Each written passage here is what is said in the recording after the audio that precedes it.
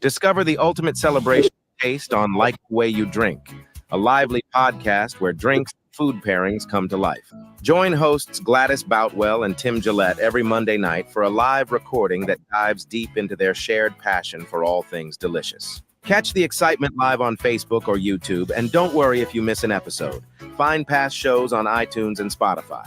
Unlock exclusive experiences by joining the Insiders Club, offering special virtual and live tasting events alongside one-of-a-kind handcrafted liquors. Upgrade to the VIP Plus membership for annual kits that transform your tasting journey into something truly unforgettable. Since the idea was born in August 2021, and with the first episode aired live on November 8th, 2021, Like the Way You Drink has been turning Mondays into a feast for your senses. So, is that a good commercial or what? Love it. Love it. Nicely done, mister. You're always so good with things like this. Well, that's the new AI stuff that I've got from John Limbacher, who's a friend of, mutual friend of ours. And just, I was able to create that with an AI tool to make for our podcast. And I'm going to probably make them as commercials to go in and out for our for our businesses too, to be able to do the same thing. So anyway, welcome, ladies and gentlemen, to another Monday night of Like the Way You Drink. We've got pasta, we've got bourbon, we've got cups, ice, stuff to go in them, and all things good. Yes. You know, the one thing I did not bring in today was a napkin. It's a good thing I have an extra. I was going to say in here because I didn't bring a napkin in today. Anyway, how's your Monday night going, girl? Oh, it's been a crazy day. I'm like trying to keep up with stuff and just like go. So it's been a good day. It's been productive. It's just I'm like trying to still get past. I did a half marathon yesterday, and so I'm feeling a little tired. I'm feeling a little worn as I try to catch up with everything. I'm like, oh my goodness, it was a crazy day. The last 4 miles completely spanked me. My worst half marathon ever, but that means that I can only get better from here. Well, it's a sign that age is starting to finally creep up to you. There's that. Now, well, I had been sick for a couple of weeks, so that did not help me any. My breathing was not bad, but it was just the whole process was like, oh my goodness, I'm struggling here. So it's okay. It's part of getting older, and it's part of understanding my body. It's part of understanding that I should have listened to myself when I thought, should I downgrade? And the answer was yes, downgrade.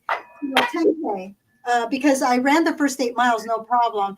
It was mile 9 through 13 that went, what are you doing to us? And why are you doing this? Wow. Yes. So, I love the smell of mint. It's so yummy. I don't have any mint for my drink tonight. All right. There is one thing I realized I don't have honey or agave, but it's all right. Okay. Agave or honey or anything like that. I don't even have simple syrup in here, but I think I will make do and try it without, because everything I have on this recipe, I kind of like the way it's going to come out. So this is something new that I did. I have never done it before. Mm-hmm. This is a brown sugar simple syrup.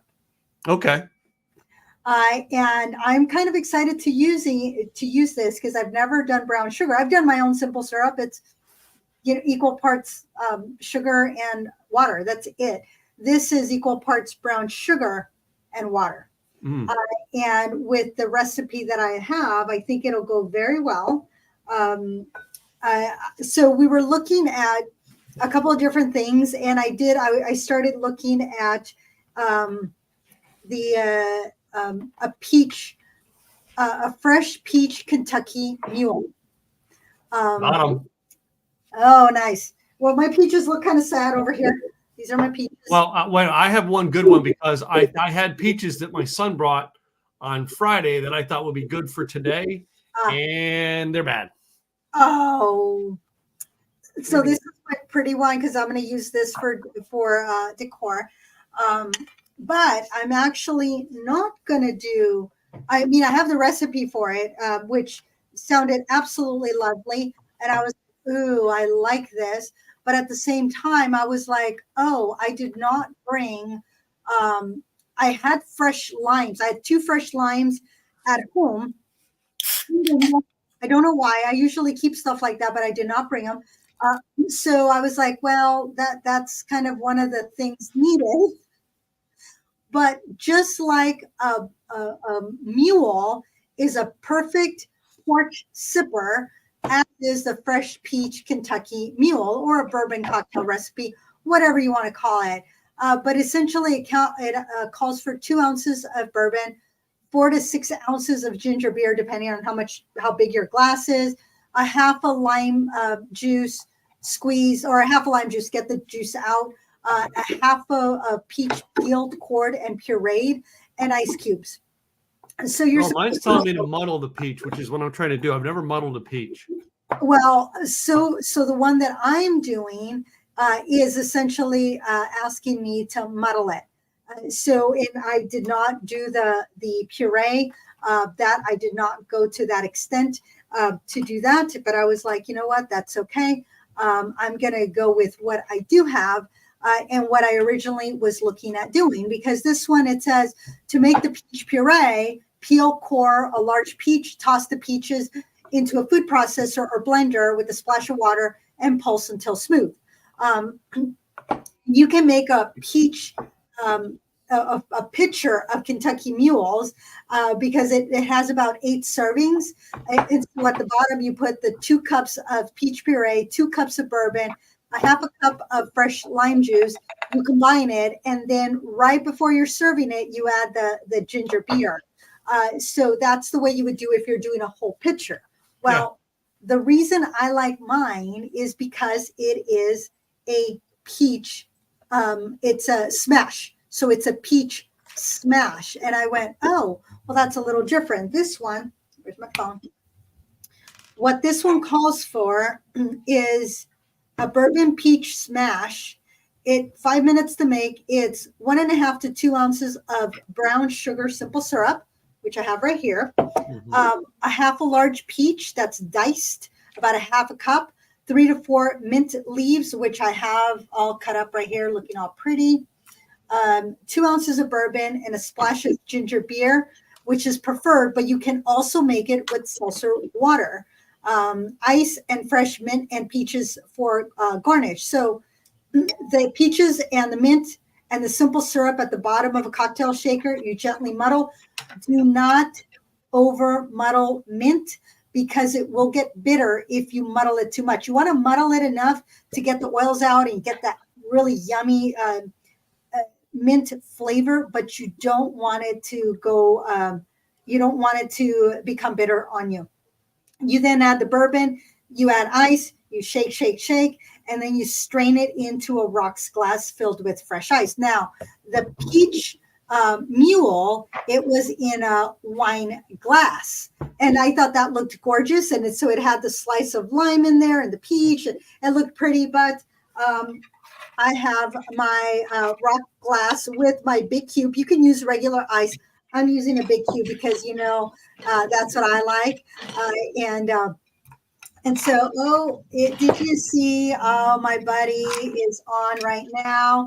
Hey there, Mark. He calls me Miss GSD. Thanks for being on the show. So it's going to be a little different. Now, the other thing that I really liked about this peach smash is that, one, it has ginger beer or seltzer water, whichever your preference is, but it also, it says you can add lemon to balance out the flavors.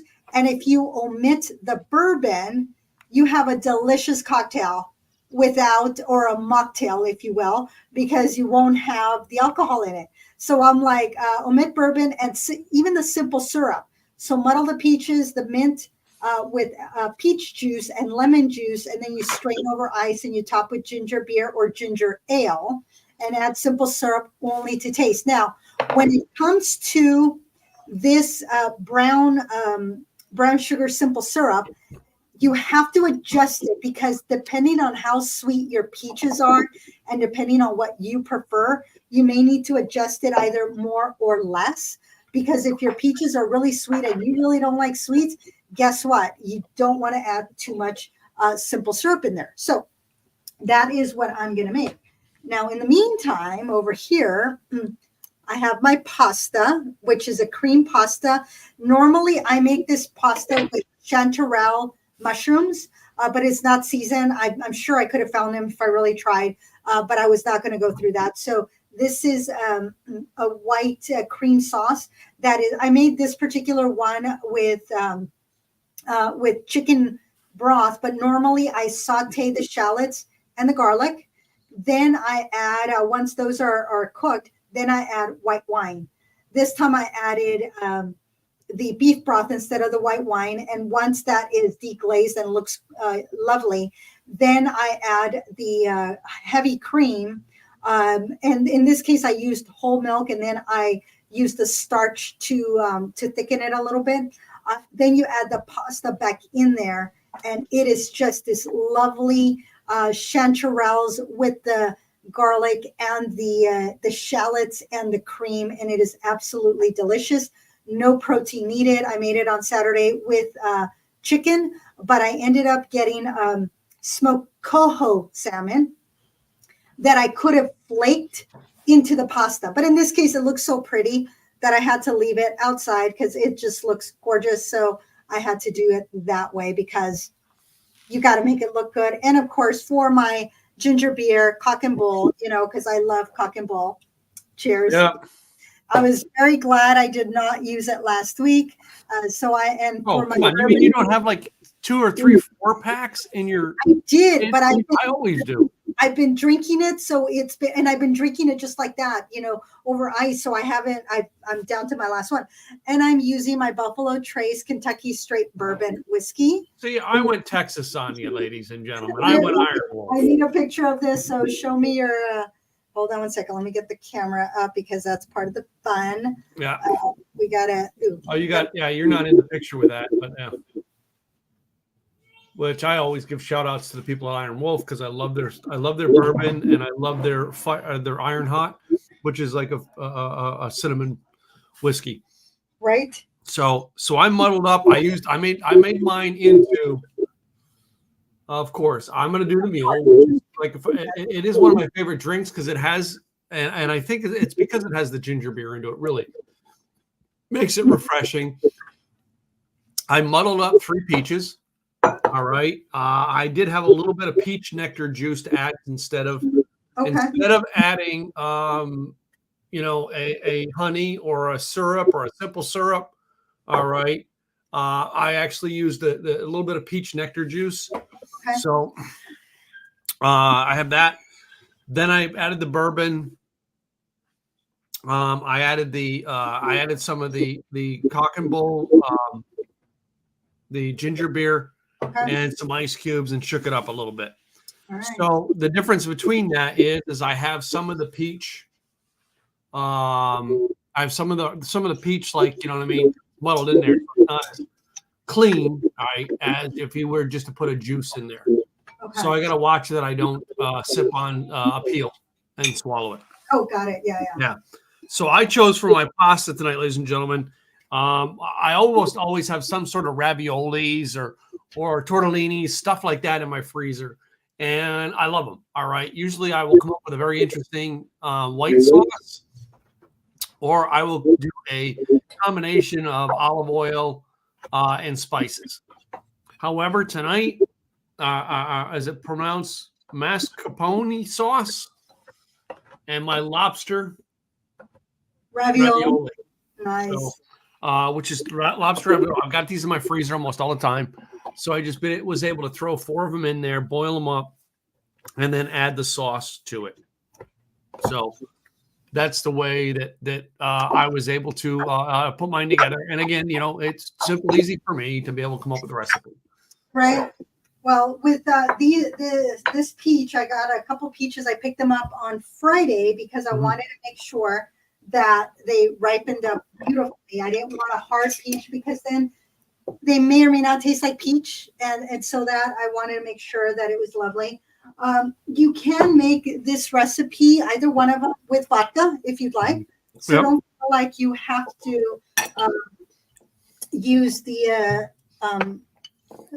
bourbon, because if you're not a bourbon drinker, then don't do that, because otherwise you're not going to like it, and you need to like what you're drinking. If you don't like it, then you need to not do that.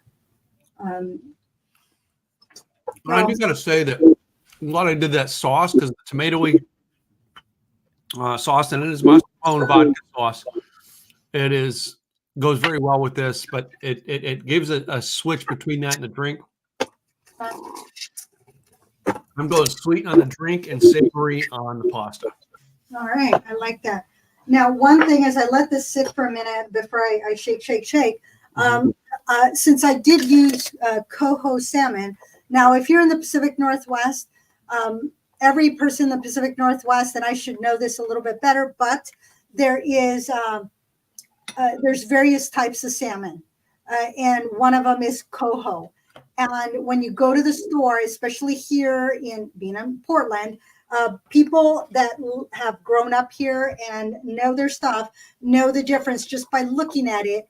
If it's coho, or if it's Atlantic, or if it's there's another salmon, help me out. Oh, I can't ask Mr. Marcus, he's not from Portland, but they will know the type of salmon that it is. So coho, it is mainly in the Pacific Northwest. Now, it is this is one that there are conservation, management, and recreation, and it's the West Coast and Alaska is where they're in this, that are in the inland waters, and they are silver. They're dark metallic blue or greenish black with silver sides and a light belly. They are in the ocean. The ones, while they're in the ocean, they have black spots on their back and the upper lobe of the tail. So they do change. The gum line is on the lower jaw, has a lighter pigment. Chinook, that's the other one, the Chinook salmon. In freshwater, they spawn coho are dark with reddish maroon coloration on the sides. Spawning males develop a strong hooked snout and large teeth. And juvenile coho migrate to the sea. They lose their par marks, that pattern that's vertical, and gain that dark black and light belly coloration. So they hatch in freshwater streams and spend years in streams and rivers before they migrate to the cold water. So they're anadromous is what they're considered. So they then grow in the ocean to feed and grow, which is very specific. And they will migrate over 1,000 miles in the ocean, while other stock remain in the marine areas close to streams where they were born. So it takes about 1.5 years for them to be feeding in the ocean before they return to their natal streams to spawn. And usually it's in the fall or early winter. And most adults weigh between 8 to 12 pounds and are usually 24 to 30 inches long. And they usually spawn between 3 to 4 years old. So that was something that I went, wow. And the eggs incubate for 6 to 7 weeks until they hatch. All coho salmon will die after spawning. Wow. And then the new larvae remain in the gravel until the yolk sac is absorbed. And then the young coho will feed on plankton and insects. And then so what part of the process do they catch them to be able for us to eat them? I believe that they catch them while they're in the ocean. In the ocean? Yeah, I have a feeling. Let me see if I find. The biggest one we see down here in a lot of our seafood and stores down here in the South is the sockeye salmon, which is that Pacific or is that Atlantic salmon? No, I think that's Atlantic. Chinook is Pacific. Yeah. Yeah, so very specific. So I'm like, oh, okay. So I'm going to put myself on mute because I'm going to. You're going to do some shaking. Yeah, I stirred my drink tonight instead of shaking. When I've ever done a mule, I always stir. I'm not a shaker when it comes to what's in the mule. And I probably, if I would have shaken this, I probably would have got some of the pulp from the peach out of it. But while pushing the peach pulp back while trying to sip it, it's giving a great flavor having that pulp there. If that makes sense to you guys. But to me, when you make a peach drink, one of the things that I did not want when I looked through this, and we talked about it last week, is usually when you think peach in a drink, you think of peach schnapps.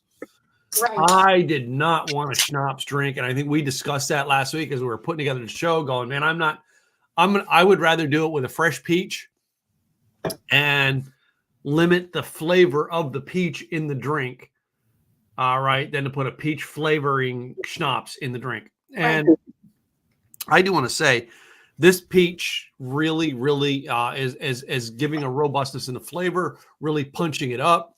Yep. Really, really giving it a punch up, all right, as far as the flavor, because it's a real peach. And here's my peach so you guys can see. Some of the edges are starting to get a little bit worn, all right, but it's not perfect, right? Oh, put it back. I'm going to get a picture with you. And I mean, like if the peach had too much, the other peaches I had too much softness into them, so I wasn't going to use them. I was trying to get not a hard peach, but not a fully soft peach. Right. You know what I mean?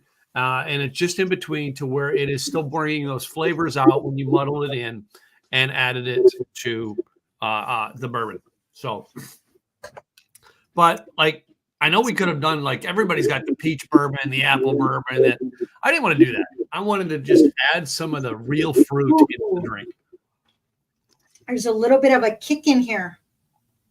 And they do want it's the cock and bowl that gives it that kick. I put it on the edge. You actually can put when you're using ice, you could put it inside. Yeah. I didn't put another one on I just put it inside the cup. And as you can see by the ice line in my cup, how much drink I actually have in there. Right. Right. And it's if you can see down, right. I know it's tilting as I try to tilt it down for the camera. All right. Tilted on an angle. And my ice cubes are now starting to melt. So I'm not, but yeah, the thing that'll give this one the punch is the ginger beer every time. Ginger beer really does throw the kick into it. Yes. And it is one thing, like one of the reasons why I like the Mule is I love the ginger beer.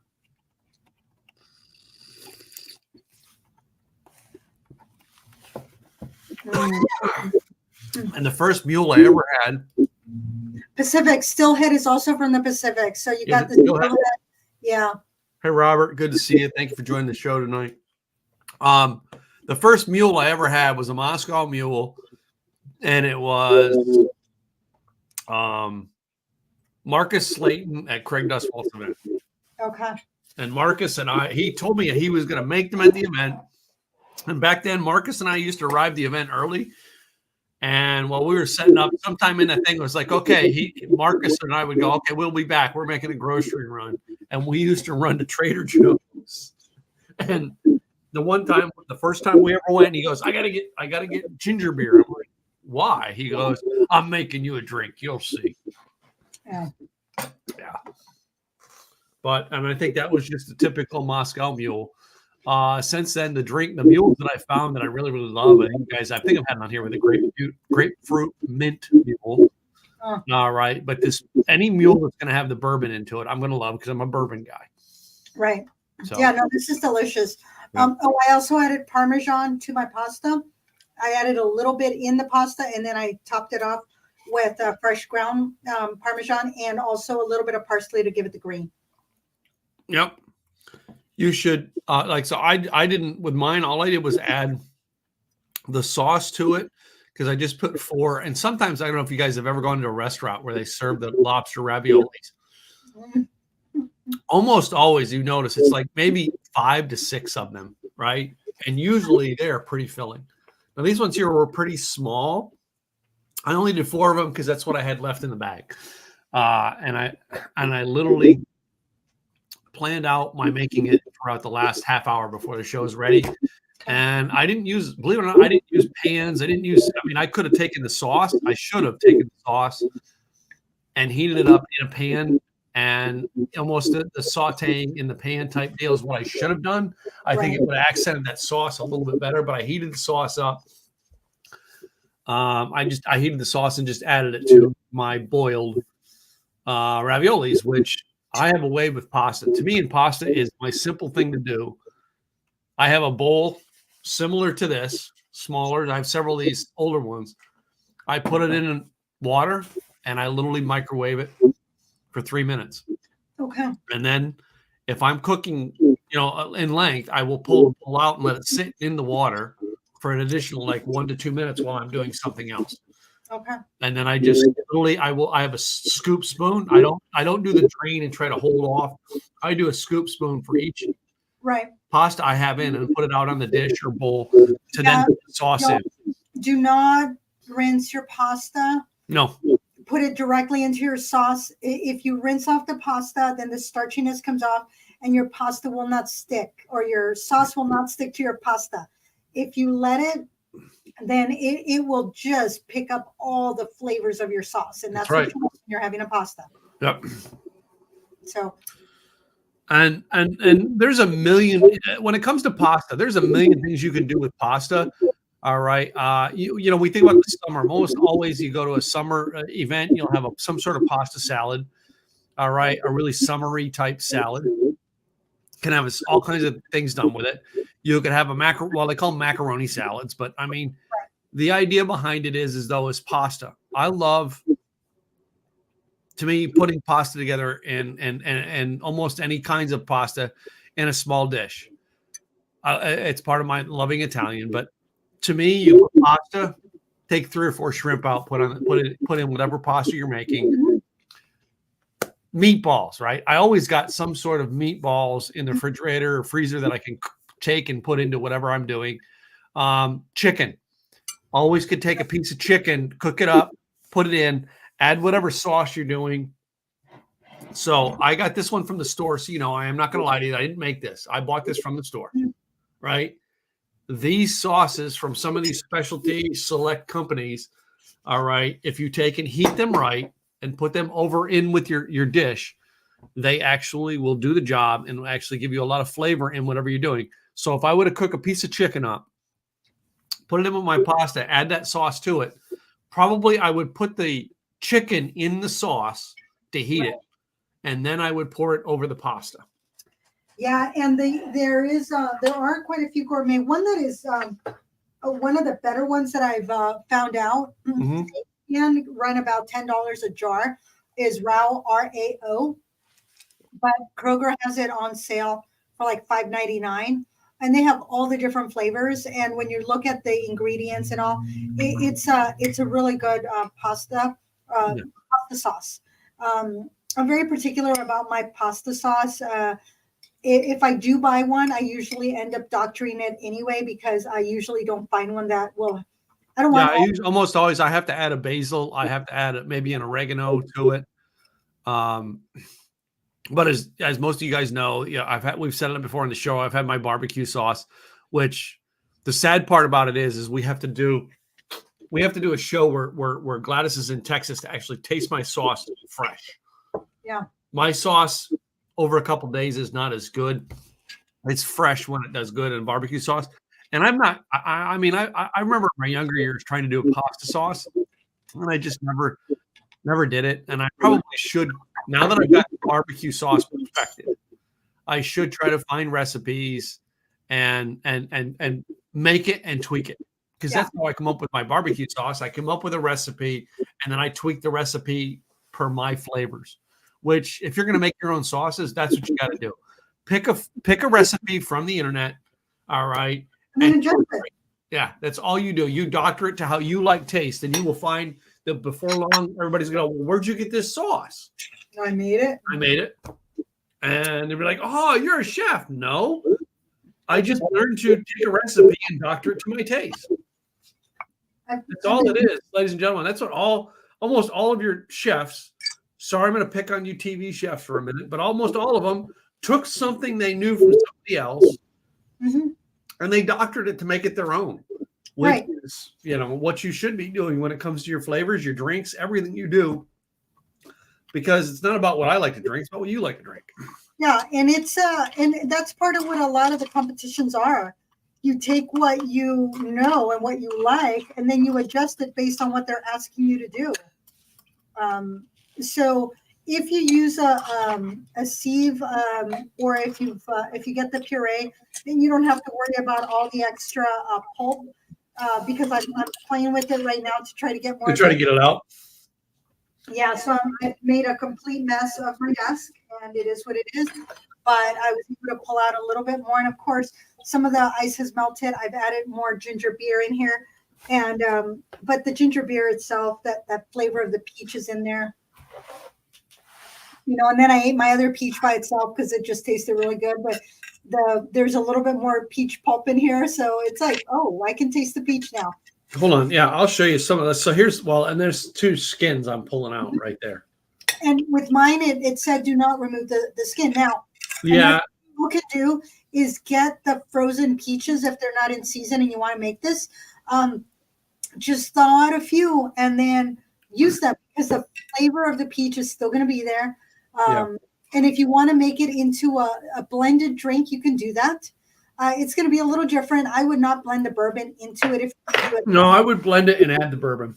Yeah, then add the bourbon. And never blend a drink with ginger beer in it. No. That's so bad. I'm not like shaking anything that has seltzer water. It will cause a massive explosion. So maybe, you know what, Gladys, maybe we should do next summer we should do a drink off where we do a competition where people in our audience could come and mix their own drink, and we have a competition over it. I like that. Maybe we have wait a minute. Maybe we have them in for a competition. You make a drink, I make a drink, and they have to vote on who's better. There's that too. That'll be fun because then they have to make it at home if they're not in person. Yeah. So we can doctor something like that, or we can just tell them they have to come to the personal appearance.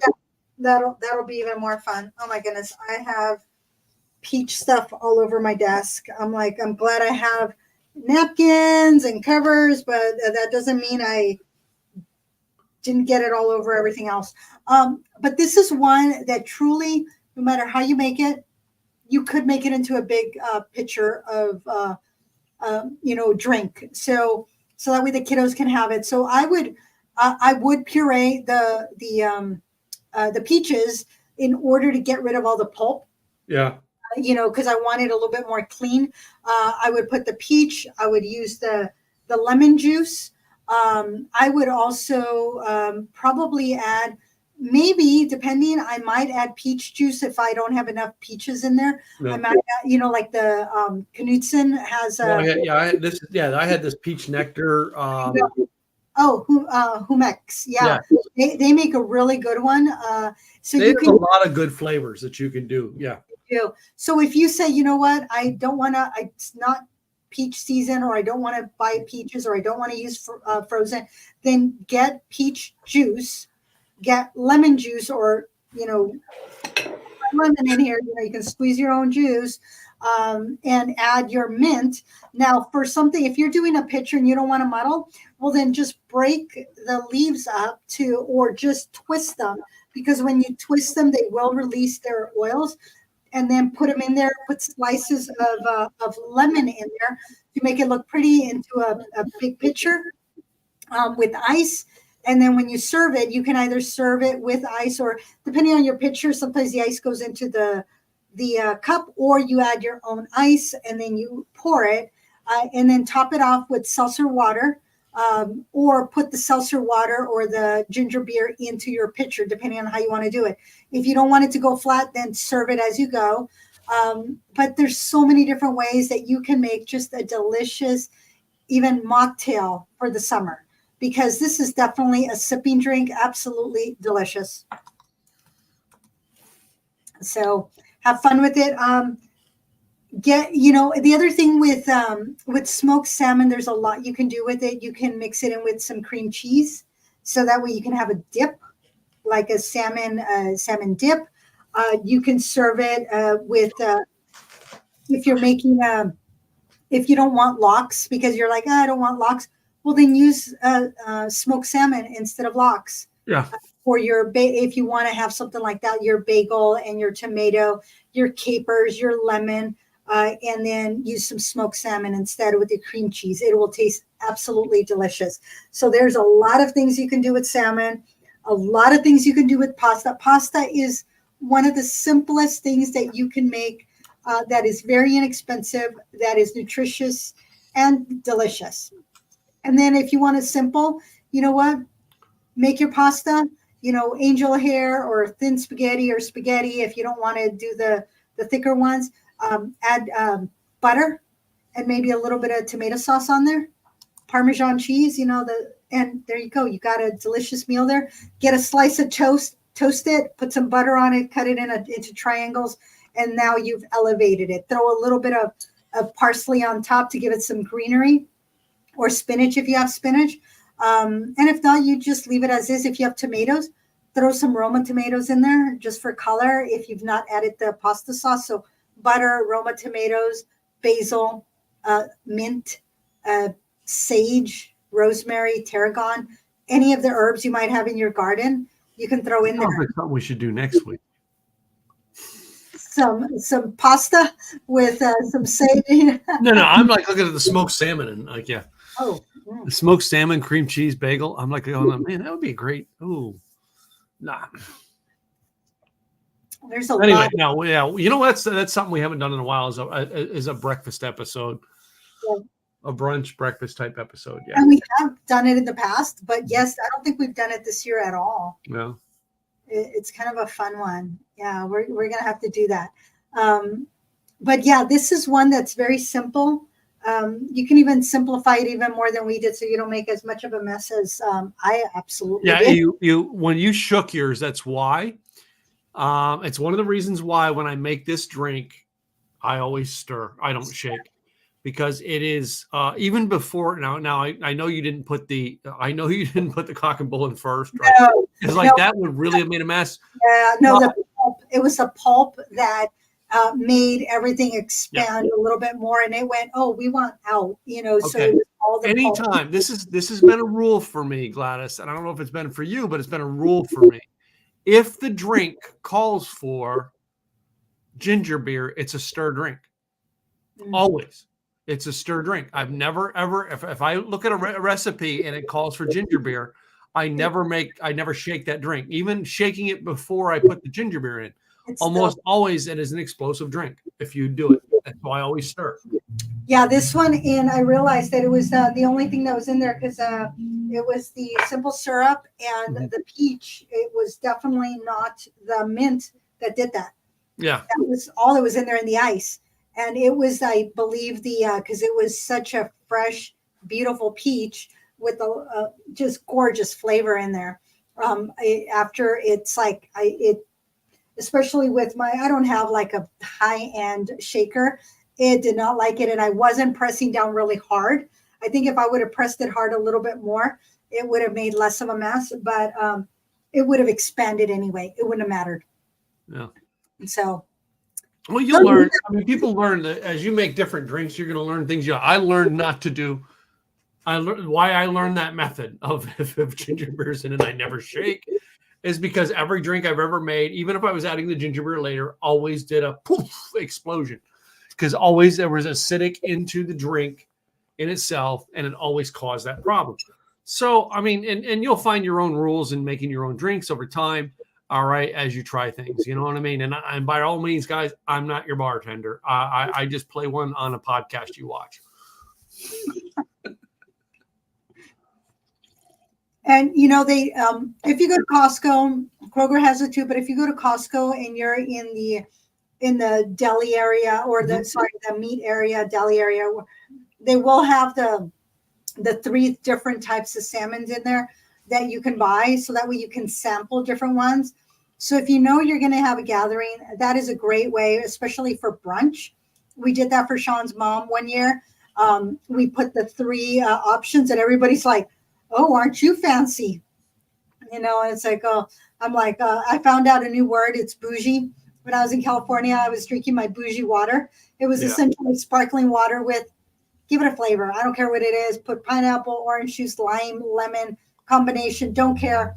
I just want sparkling water because that's what I was drinking. So they're like, oh yeah, and get Gladys a bougie water because I wasn't drinking. So it was just hilarious. So they were saying that essentially we had bougie salmon because we had 3 different types. Like, ooh. Yeah. So, wow. But this coho has a certain sweetness, a smoked one. And there is candied salmon.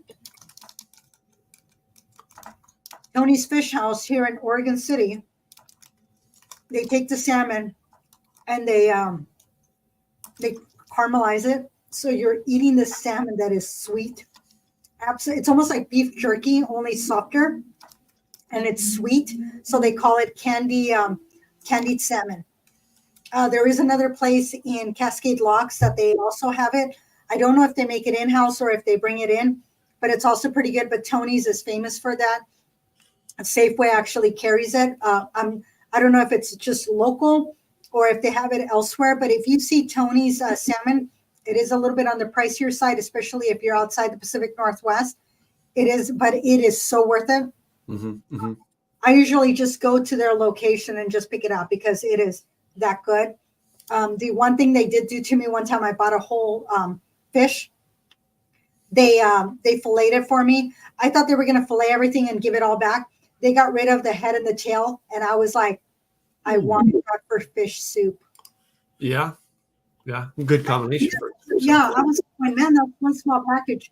That's because you got rid of my head and my tail. I was very disappointed because I was like, that was supposed to be for my fish soup, so there goes my flavor. Yeah, in the head for fish soup. It's like chicken. It's all about the broth made by the bones. So my fish soup, the head and the tail, give it that beautiful seafood fish flavor. My goodness, the salmon is delicious. Well, I mean, there's very few times that I have bad salmon, though. Like, I can literally count on one hand. I mean, and it's funny because the first time I ever ate salmon, I didn't like it. It was over the years of having salmon done different ways that I learned to like it. I remember one of the best ways cooked was another girl who used to be in Craig's Mastermind. Her name was Melanie, and I think it was her ex-partner. I don't think they're together anymore. I went to stay at their house for a couple days in Santa Barbara, California, and literally she was someone she was a holistic type cook type person. So she would literally pan fry the salmon with salt and pepper on it. That's it. And I think they did it in a coconut oil. So, and I thought it was one of the most fabulous pieces of salmon I ever ate. Right. And you think like there wasn't anything added to it. Right. Okay. We've done the smoked salmon on bagels. I've had that in a ton of places. I've had it in San Diego. When I go to different shops that do that type things. Here in Texas, the bagel place. What is it called? Bagel Brothers or something Brothers Bagel. They have that sandwich, and it really seems to go well, right? But we've done the smoked salmon, crackers. With a wine dish where and it's still good. But I've gotten frozen salmon, thrown it in a pan, fried it, and cooked it and eat it. Yeah. The thing is, when you get it fresh in the Pacific Northwest, there is just a delicious flavor that out here, if you mess up a salmon, everybody will know about it because you do not mess up a salmon in the Pacific Northwest. This is where you come for salmon. The salmon go through here. I mean, if you go to Multnomah Falls, you will see the salmon. And they're like out there, and it's just beautiful to see them. They count salmon. They have this one location where the salmon they're like going up. Yeah. And they actually have this room that they have a sign that says, do not disturb, that nobody goes in because salmon are being counted at that time. Yeah. They have counters in there. It's amazing. This last race that I did at Cascade Locks, as we were running, ran past the salmon hatchery. So they also, because they're trying to protect the wild salmon, so they also have the hatcheries. Some people, it's like, oh no, you have to have natural. But you know what? They are still caring for it. They're still doing all the things. It's still in the Pacific Northwest. It's grown here. So some people are just very particular, especially if they're from here. but they are being protected because a lot of the Native Americans are still out there catching salmon to feed families. Yeah. You got bears that are eating the salmon. It's this thing where they truly out here protect the salmon. The problem is they're protecting the salmon that they have caused harm to some of the seals that have been out and about, trying to catch the salmon. And so it's like this balance. So it's a thing out here in the Pacific Northwest, the whole protection of salmon. But it's I think I've eaten more salmon now that I'm in the Pacific Northwest than ever before. Well, I mean, and that was me with East Coast lobster. When I was down home, Pennsylvania, you go down to Maryland, crab. Here in Texas, you get a little bit of everything, but you don't get any of it fresh. Yeah. Now, well, I mean, we Gulf shrimp. You get good Gulf shrimp, good Gulf oysters, but yeah. That's something we haven't done on a show. Oysters. I love oysters. That's going to take some work, though. I can get oysters. Just go up to McCormick and Schmidt. You can have a couple. I think Wednesdays it's $1. Wednesdays or Thursdays. Yeah. One of the days. They have Tito's and tacos on Tuesdays. They had, I guess it was Wine Down Wednesday or Thirsty Thursday. One of the two. I can't remember. Half bottles of wine. So this salmon, because of the sweetness, in the peach with the smoked salmon, like the fresh sweet savory, and it was a balance between it, wasn't it? Goes very well together. Yeah. That is a delicious combination. I was like, because the peach was right there, and I go, I got to try it. Yeah. Peach and smoked salmon. Pretty peachy, huh? Mm-hmm. Can't go wrong with this. This is absolutely delicious. And it's specifically this coho because it is a little bit on the sweeter side. Yeah. And I'm not complaining. I'm just explaining. Yeah. Mm. Cool. All right. Well, I mean, pretty interesting episode we had here today, ladies and gentlemen. All right, we've got to do some neat, flavorful stuff with peach bourbon drinks.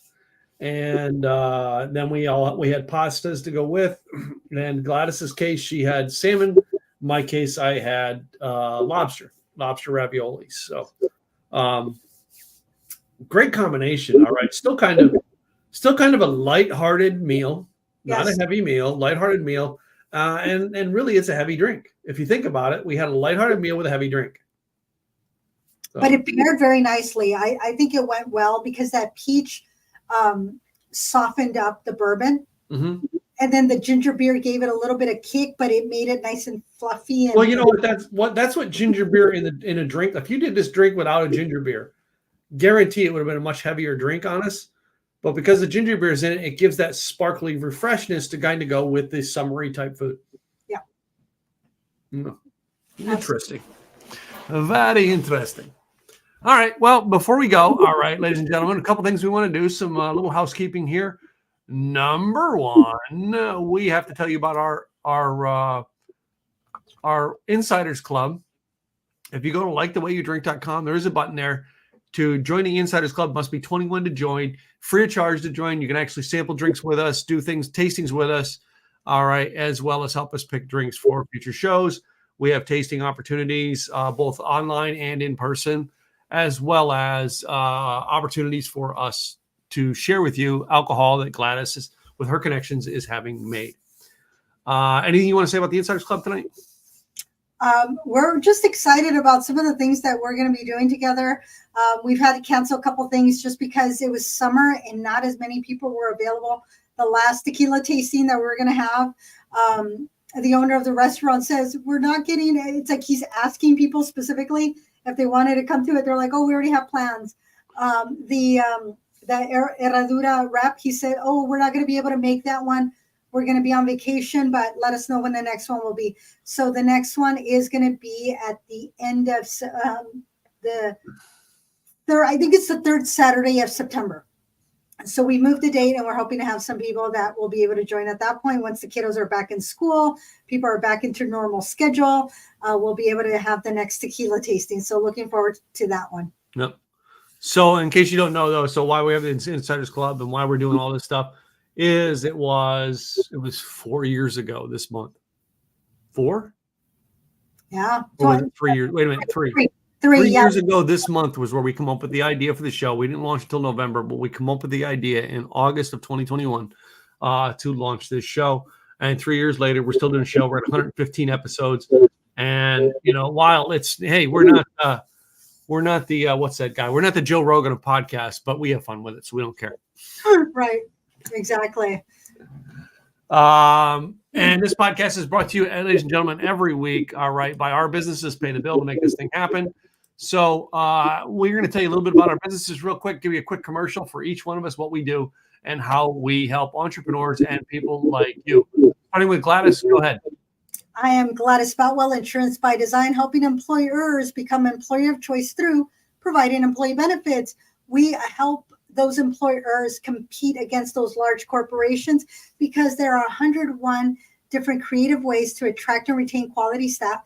And it's yes, employee benefits is some of them, but there are 101 different ways that if you get through this book or if you have a meeting with me, we can review what can you do, what can you afford, what is going to help your business grow by doing the things that will show your staff how much you care. So go to insurancedesignpros.com. At the upper left-hand corner, you're going to get the white paper, which is going to be the high level of what's in this book. This book goes into detail. If you want to talk to me, go to my calendar, enrollnoworegon.com. It does not matter what state you're in. Guess what? I know people across the U.S., and I will help somebody after we had the conversation that will be able to help you with what will work for your business. Gladys Boutwell, Insurance by Design. And this is my co-host. Thank you, Gladys. My name is Tim Gillette, and I own Simple Easy Websites. I am the founder. I'm the CEO of the company.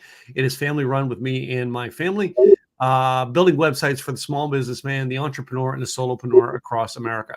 We are 100% American-based, which means nobody who works on your website is outside the United States.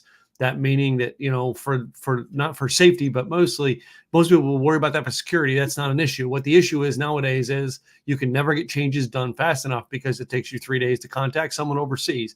We do it all here in the United States because we believe in the American business system, and we're going to actually stick with that as long as we can.